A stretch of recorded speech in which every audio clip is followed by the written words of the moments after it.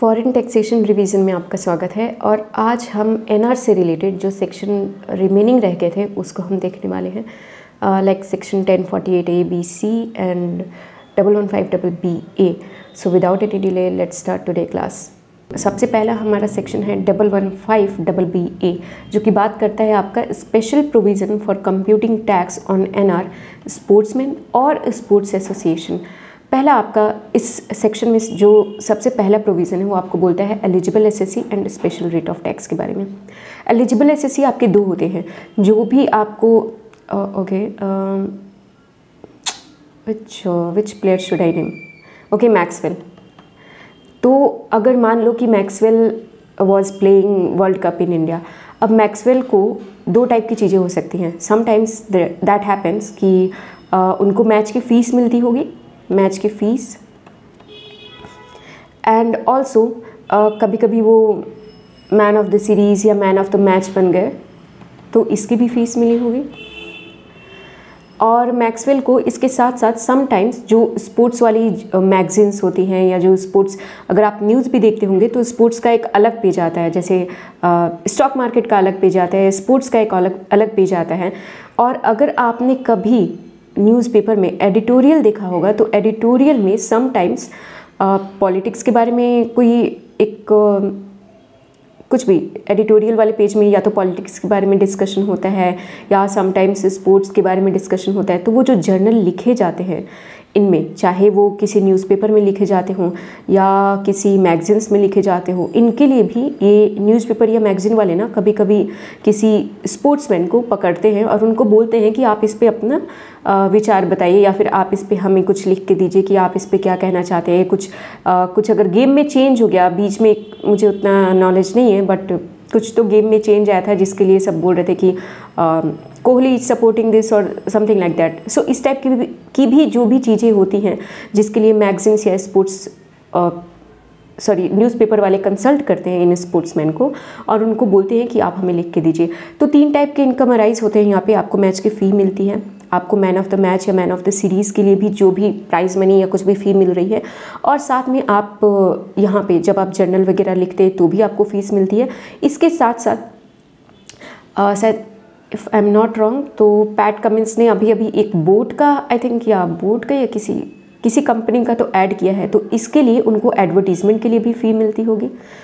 So all of this kinds of revenue arises to the sportsman. इसके साथ साथ मैं आपको ये स्पोर्ट्समैन का डिस्कस कर लिया, अब इसी के साथ मैं आपको एक और चीज़ डिस्कस कर लेती हूँ।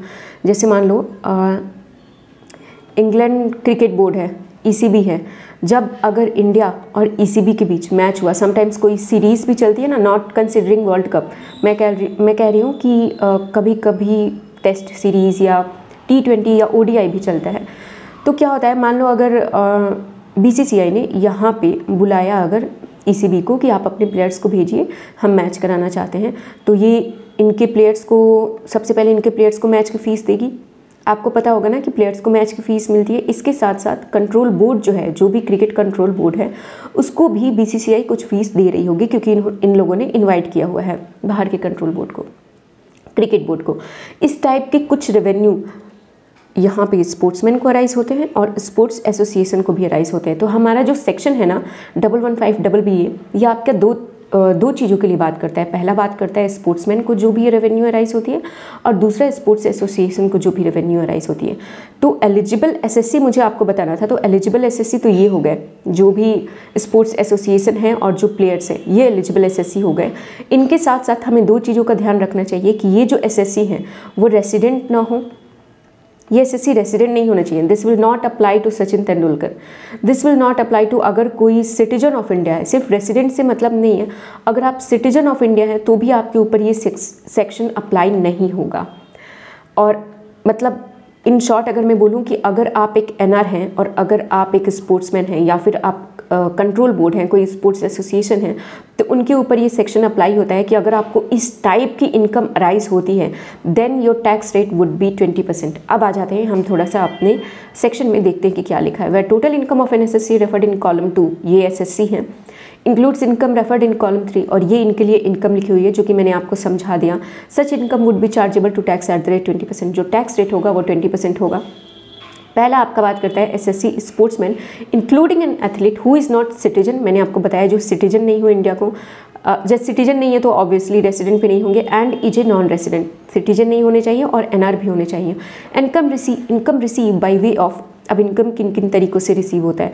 पहला मैंने आपको बताया कि पैट कमिंस ने यहाँ पे एडवर्टीजमेंट किया था बोट का, या कुछ तो किया था, कोई एक एडवर्टीजमेंट किया था पैट कमिंस ने जो एडवर्टीजमेंट किया। Contribution of article relating to any game, कभी कभी वो आर्टिकल्स भी लिखते हैं किसी मैगजीन्स या न्यूज़पेपर के लिए। और इसके अलावा participating in India in any game, जब वो पार्टिसिपेट करते हैं इंडिया में किसी गेम से रिलेटेड, तो उसके लिए उनको जो मैच की फ़ीस लगती है या फिर जो मैन ऑफ द मैच या मैन ऑफ द सीरीज़ की जो फीस मिलती है, वो सारी इनकम, इस स्पोर्ट्समैन की सारी इनकम जो टैक्सेबल होगी वो टैक्सेबल होगी एट द रेट 20% पे, if that sportsman is not a citizen of India and he is a non-resident. He should be a non-resident and not a citizen of India. Point number B है आपका non resident sports association और institution. मैंने आपको यहाँ पे example दिया England control board, ECC ऐसा कुछ है ना, इंग्लैंड क्रिकेट कंट्रोल बोर्ड। तो अगर इंग्लैंड का क्रिकेट कंट्रोल बोर्ड यहाँ पे आता है और इंग्लैंड और इंडिया के बीच एक T20 सीरीज़ चलती है, उसके लिए BCCI जो है वो ECCB को, इंग्लैंड क्रिकेट कंट्रोल बोर्ड को कुछ पैसे देगी। उस पैसे के लिए, उस पैसे की जो टैक्सेबिलिटी होगी, ECCB का ये पैसा इनकमराइज इन इंडिया होगा, क्योंकि इनको इनकम ये इंडिया से मिल रहा है, ज़्यादा दिमाग लगाने की इसमें ज़रूरत तो है नहीं। तो ये जो इनकम होगा ये टैक्सेबल होगा एट द रेट 20% पे। Any amount guaranteed to be paid और पेबल टू सच एसोसिएशन और institution in relation to any game other than the game in winning 1115BB को, इसको एक सेकेंड के लिए रहने देना, where from are taxable under section 1115BB और स्पोर्ट्स प्लेड इन इंडिया। अब जो आपका पॉइंट नंबर बी है वो देखो आपको क्या बोलता है, नॉन रेसिडेंट स्पोर्ट्स एसोसिएशन और इंस्टीट्यूशन।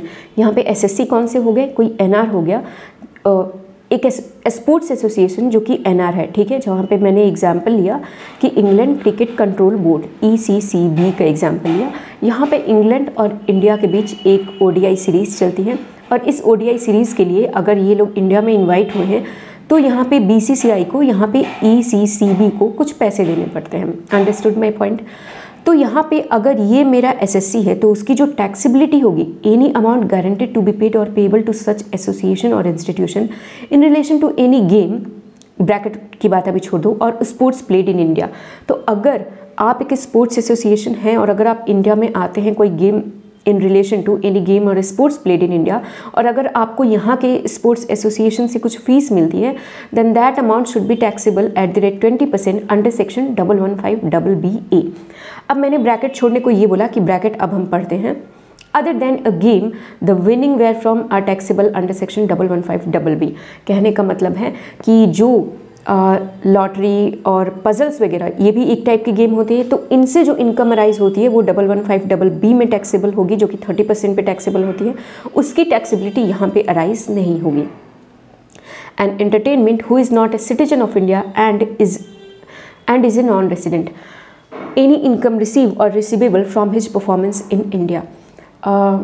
ओके, सपोज करो, चलो मैं एक हाइपोथेटिकल एग्जांपल देती हूँ। अगर दुआ लिपा जो है अगर यहाँ पे आती है, अगर शोज़ करती है इंडिया में आकर के, तो उसकी टैक्सेबिलिटी की बात होती है। Dua Lipa is an entertainer, if she is coming to India तो she is not citizen of India. Number A point हमारा क्लियर हो गया। And also she is a non resident. तो अगर ये एनआर है and she is coming here to perform in India, और उसके बदले अगर कुछ उसे इनकम अराइज होता है, then that income is taxable at the rate 20%। याद आपको यही रखना है कि अगर कोई एंटरटेनर इंडिया में आता है और इंडिया में आकर के परफॉर्म करता है तो उसको जो अमाउंट रिसीव होगा that amount is taxable at the rate 20%। Understood. और उसके बाद यहाँ पे डिडक्शन ऑफ एक्सपेंडिचर की बात होती है, जहाँ पे ये बोलता है कि ये पॉइंट नंबर ए, पॉइंट नंबर बी या पॉइंट नंबर सी, तीनों ही केसेस में आपको कोई भी एक्सपेंडिचर अलाउ नहीं होगा। Filing of return of income, third point, अगर आपका ये बोलता है कि अगर आप एसएससी इन तीनों में से ही कोई हो, यानी कि अगर आप कोई स्पोर्ट्स एसोसिएशन हो, या फिर अगर आप कोई एथलीट हो, या फिर यह स्पोर्ट्समैन हो, या फिर अगर आप कोई एंटरटेनर हो, और अगर आपको ये इनकम, सिर्फ यही इनकम अराइज हो रही है ना, और अगर आपके इन इनकम पे eight the rate 20% TDS deduct हो गया है, तो आपको अपना इनकम टैक्स रिटर्न फाइल करने की कोई आवश्यकता नहीं है। ओके, मैं आपको ये शॉर्ट में समझा देती हूँ। ये नोट यहाँ पे ये लिखा हुआ है, अगर आपको 11 okay okay okay okay okay या 195, नो नॉट 195, 194J अगर आपको याद होगा, TDS ऑन प्रोफेशन, तो आपको शायद ये पढ़ने की ज़रूरत भी नहीं है। जहाँ पे ये लिखा गया था कि जो अंपायर्स होते हैं और जो मैच रेफरी होते हैं, इन पे जो इनका जो इनकम राइज होता है उसको हम मानेंगे कि ये पैसे किस लिए मिल रहे हैं, प्रोफेशन के लिए मिल रहे हैं, उनको उनकी टेक्निकल नॉलेज के लिए मिल रहे हैं। और ये इनकम पे जो TDS होगा @10% अंडर सेक्शन 194J होगा। तो ये आपका जो नोट है वो आपका यही बोलता है, जैसे हमने ऊपर डिस्कस किया कि कोई स्पोर्ट्स एसोसिएशन है या फिर कोई स्पोर्ट्समैन है, उनकी तो 115BB में टैक्सेबिलिटी 20% हो जाएगी। और भी बेनिफिट हमने देखा। तो क्या कोई अंपायर हो, अगर कोई अंपायर है या अगर कोई मैच रेफरी है, तो क्या उनका इनकम जो अराइज हो रहा है, बाहर से मैच रेफरी आते हैं, बाहर से अंपायर्स आते हैं, तो उनको जो इनकम अराइज हो रहा है, क्या वो भी इनकम वहाँ पे टैक्सेबल है? 115BB में आपने ये जो दिखा, क्या ये यहाँ पे टैक्सेबल होगी या नहीं होगी? तो आपका ये नोट ये बोलता है कि वो वहाँ पे टैक्सेबल नहीं होगी। वो ये जो पैसा मिलता है अंपायर से मैच रेफरी को, ये उनके टेक्निकल नॉलेज के लिए मिलता है, और ये हमारा इनकम जो फीस हम पे करते हैं that is considered under profession, और इसलिए इसकी जो टैक्सेबिलिटी होगी, अगर इसके TDS की बात करें तो ये 194J में कवर होगा, और इस पर @10% टैक्स TDS रेट लगेगा, और उनको अपना normal income tax return file करना पड़ेगा। यहाँ पे 115BB में ये चीज़ें कवर नहीं होंगे। नेक्स्ट है हमारा सेक्शन 194E, जो कि बात करता है, जो हमने 115BB में पढ़ा ना कि कौन कौन से लोग कवर है और उनकी इनकम कैसे कैसे अराइज होगी। ध्यान रखना कि जितना इनकम मैंने आपको बताया ना, उतनी ही इनकम के लिए वो बोलता है कि टैक्स रेट आपका 20% होगा।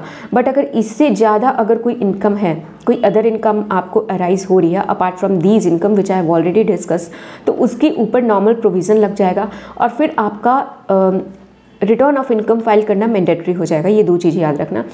अब यहाँ पे एक चीज़ और बोलते हैं, जैसे मैंने आपको बताया था ना ऊपर कि आपको रिटर्न फाइल करना मैंडेटरी नहीं है अगर आपका TDS डिडक्ट हो गया है। तो TDS डिडक्ट होने का जो सेक्शन है, that section is section 194E, जो कि बोलता है आपका TDS जो है ऊपर वाले इनकम पे 20% पे डिडक्ट हो जाना चाहिए।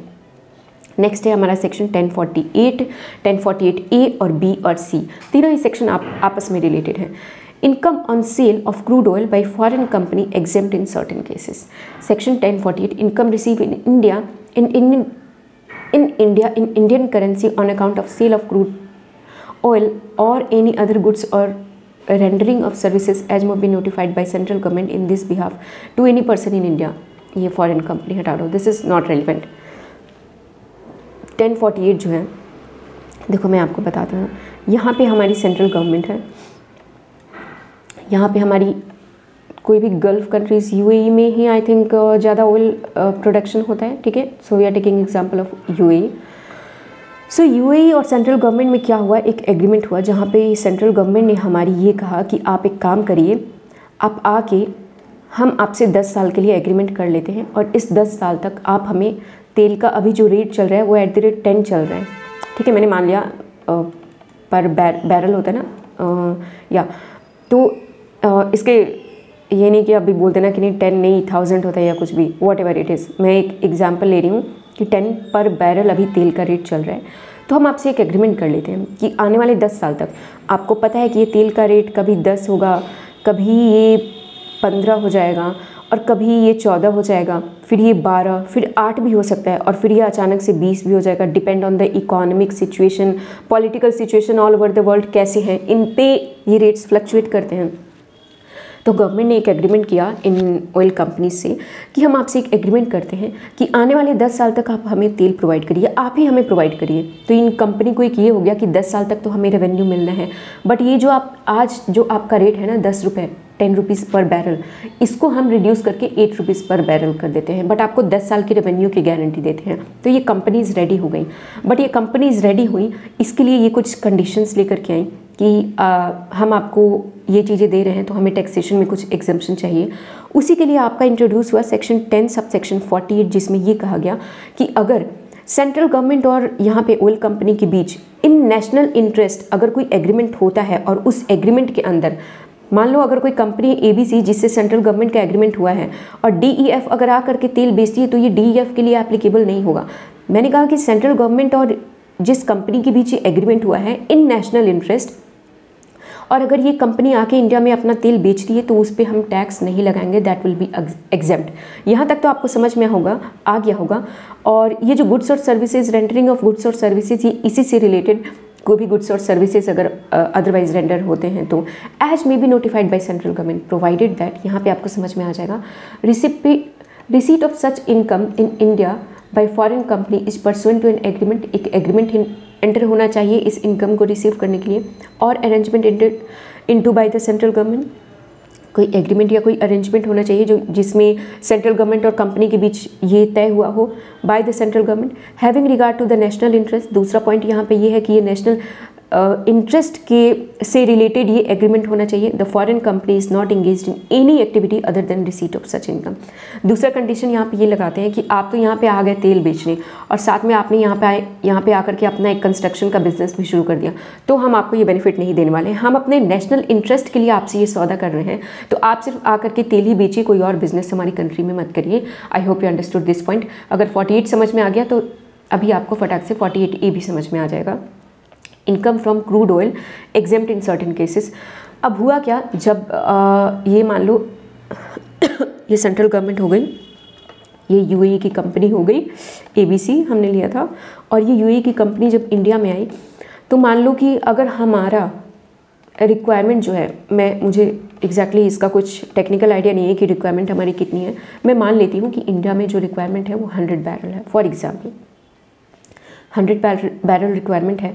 अब UAE से इंडिया लेकर के आना, ऐसा तो नहीं कि एक ही बार में ये 100 बैरल लेकर के आ जाएंगे, तो इसके लिए इन्होंने रिक्वेस्ट किया गवर्नमेंट से कि आप हमें एक स्टोरेज फैसिलिटी बनाने को दीजिए, जहाँ पे जैसे जैसे एक बार में तो 100 बैरल खर्च नहीं होता ना, over the period of time खर्च होता है, तो जितनी ज़रूरत पड़ेगी वो इतना यहाँ पे लेकर के आएंगे और ये अपना इंस्टॉलमेंट में अपना गुड्स लेकर के आते रहेंगे और सेल होते रहेगा। तो इन्होंने कहा कि आप हमें एक स्टोरेज फैसिलिटी बनाने के लिए कुछ जगह दीजिए।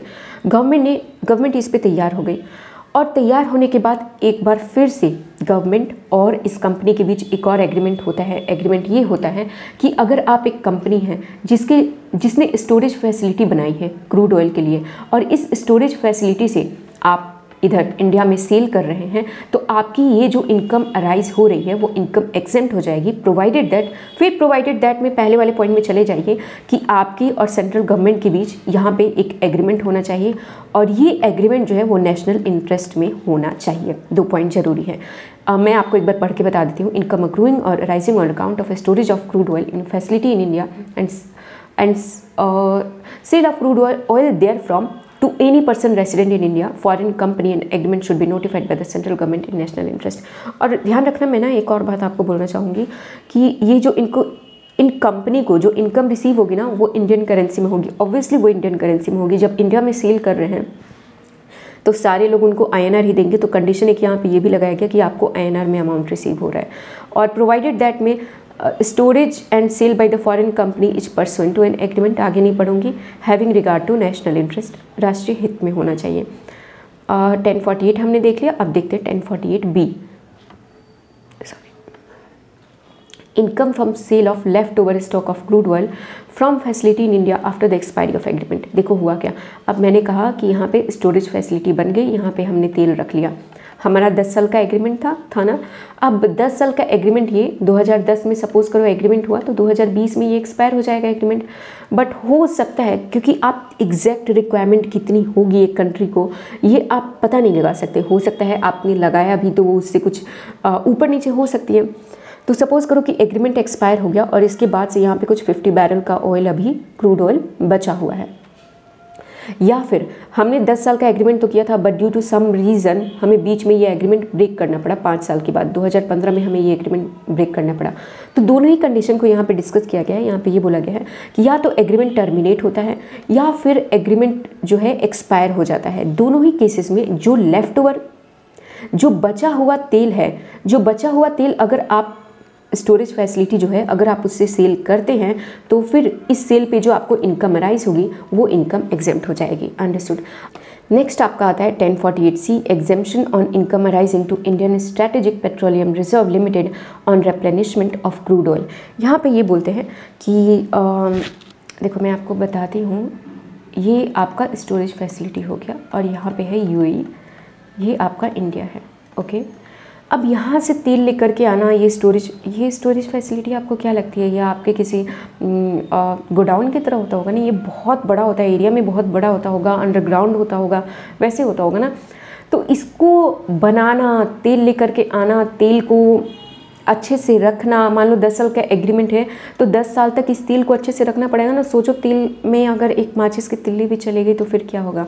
सो दैट इज़ वाई एक चीज़ होता है यहाँ पे यूएई और इंडिया के बीच, यहाँ पे बीच में एक कंपनी का इंट्रोडक्शन होता है जिस कंपनी का नाम है इंडियन स्ट्रेटेजिक पेट्रोलियम रिजर्व। ये कंपनी आती है जिसको ये जिम्मा दिया जाता है कि आप एक काम करिए, आप हमारे ये जो टेक्निकल काम है कि तेल को सही से रखना, सेफ रखना, या फिर यहाँ से ले करके आना, इस तेल का ये जो टेक्निकल काम है ये आप करिए मेरे on my behalf, you do this work, ठीक है। तो इसके लिए देखो गवर्नमेंट ने ये जो अग्रीमेंट इंटर किया, this agreement was enter due to national interest. अब बीच में जो भी चीज़ें आएंगी ना, आपको एक चीज़ का ध्यान रखना है कि बीच में जो भी चीज़ें, इस एग्रीमेंट के बीच में जो भी चीज़ें आएंगी, गवर्नमेंट उन कंपनीज़ को या फिर उन चीज़ों को, अगर कोई हर्डल्स आ रही है तो उसको दूर करने की कोशिश करेगी। अगर बीच में कोई कंपनी आ रही है, कोई फैसिलिटी आ रही है तो उनको बेनिफिट देने की कोशिश करेगी। Understood my point. तो यहाँ पे अब सिंस ये काम इस कंपनी को मिला, इंडियन स्ट्रेटेजिक पेट्रोलियम रिजर्व को मिला, तो यहाँ पे गवर्नमेंट ने ये कहा कि आपको जो भी इनकम अराइज होगी फ्रॉम स्टोरेज ऑफ या फिर कीपिंग दिस क्रूड ऑयल, वो हम आपकी इनकम एग्जेम्प्ट कर देंगे, बट प्रोवाइडेड आप मान लो कि अच्छा चलो पढ़ते हैं। Any income arising to Indian strategic this limited, company है limited, being a wholly owned subsidiary of the oil industry development board, ये कंप्लीटली सब्सिडरी है ऑयल इंडस्ट्री डेवलपमेंट बोर्ड की, under the ministry of petroleum. समझ में आ गया होगा आपको कि ये कंप्लीटली अंडर गवर्नमेंट कंट्रोल है। And natural gas as a result of arrangement for replenishment of crude oil stored in storage facility in persons of direction of the CG shall be exempt from tax. इस company पे tax नहीं लगेगा। Nothing contained in this clause shall apply if crude oil is not replenished in the storage facility within 3 years from the end of FY in which the crude oil was removed from the storage facility for the first time. अब मान लो यहाँ पे 100 barrel oil है, crude oil है,